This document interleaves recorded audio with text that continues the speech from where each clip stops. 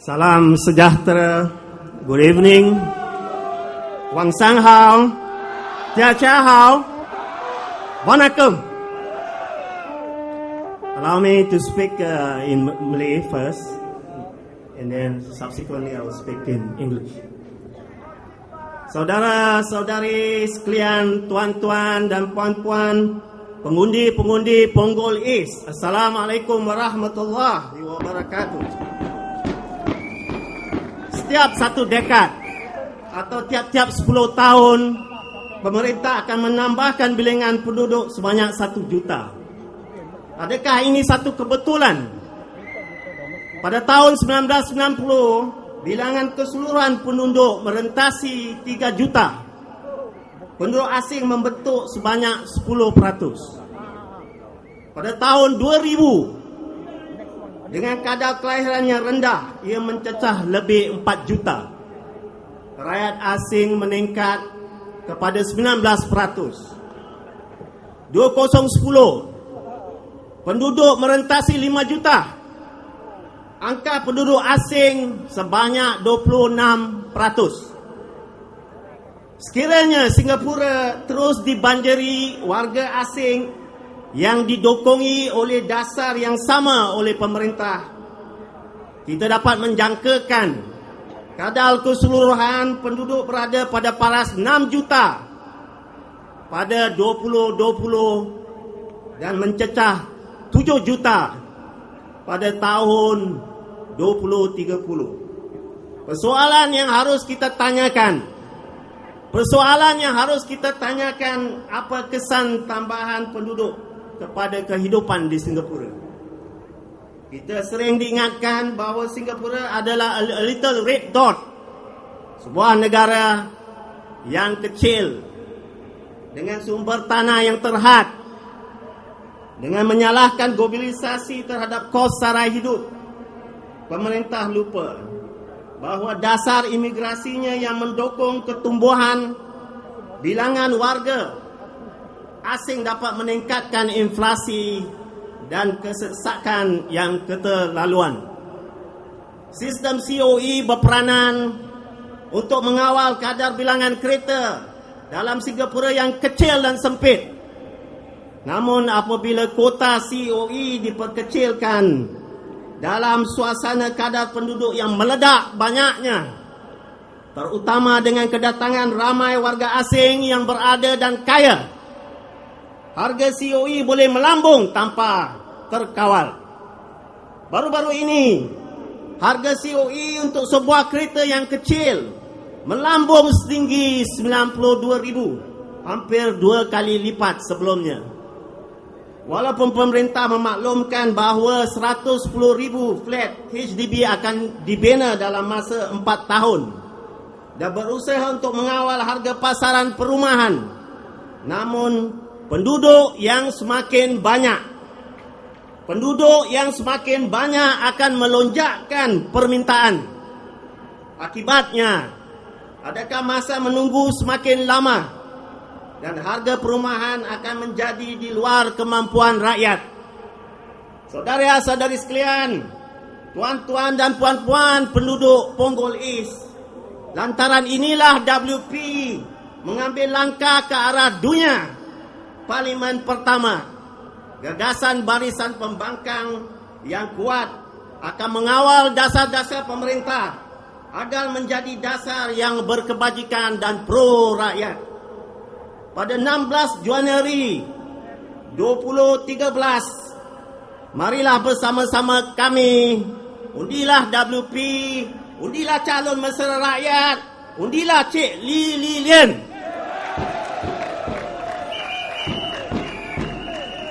Dear voters of Punggol East, fellow Singaporeans, there is a strange coincidence between population growth and decades, meaning every 10 years. In the year 1990, the population of Singapore crossed the 3 million mark. Non-residents made up 10% of the population. In 2000, it crossed the 4 million mark, despite the drastic drop in birth rates. Non-residents make up 19%. In 2010, it crossed the 5 million mark, despite further decline in birth rates. Non-residents made up 26%. It keep on increasing. If the government continues to use immigration to top up the population, we may see the population crossing the 6 million mark in the year 2020 and 7 million in the year 2030. The question we need to ask is this. How will this 1 billion per decade growth affect our quality of life? We are often told that we are a little red dot with limited land resources, and that is why our policies are the way they are. But when it comes to the cost of living, the government blames globalization. In fact, it conveniently forgets that the policy of immigration-led growth in a small country is causing inflation and congestion. The COE system is meant to control the car population to prevent congestion in a small country. But as the COE quota shrinks and the population explodes, especially with the influx of wealthy immigrants, COE prices can go through the roof. The COE for a small car recently hit a high of 92,000, almost doubling from 1 year ago. The BTO system is meant to prevent too many excess HDB flats from being built in land-scarce Singapore. But in the past decade, the government underbuilt while opening the immigration floodgates. It is only after the Workers' Party won Al Junaid GRC in GE 2011 that the government woke up and started to try to build ahead of demand.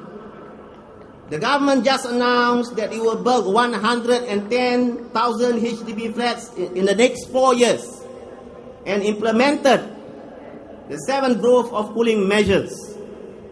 But this will only clearly pen up demand, and there will be even greater demand if the government pursue immigration to top up the citizen pool. How many more years do we have to wait before we get affordable public housing?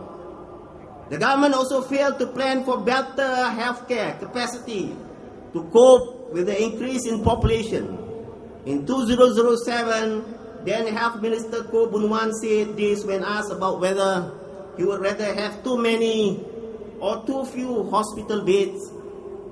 He said, "I prefer to undersupply than to oversupply, as this will put pressure on ourselves to intensify usage and minimize overconsumption."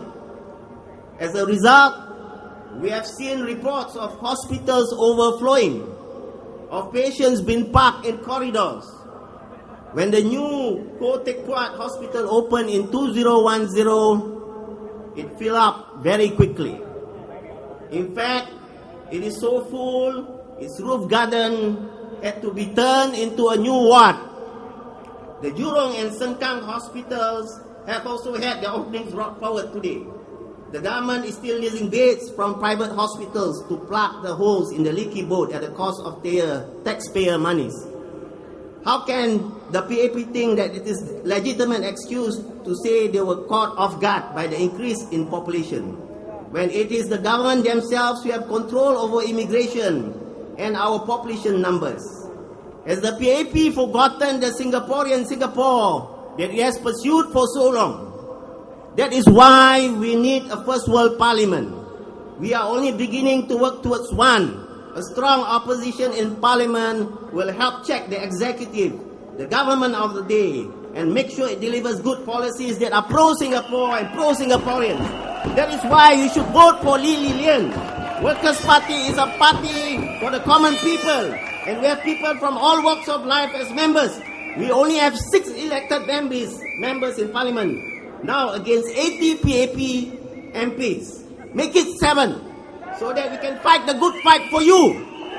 Voters of Punggol East, come and join us on 26 January 2013. Vote for the Workers' Party. Vote for the People's Candidate. Vote for Lee Li Lian.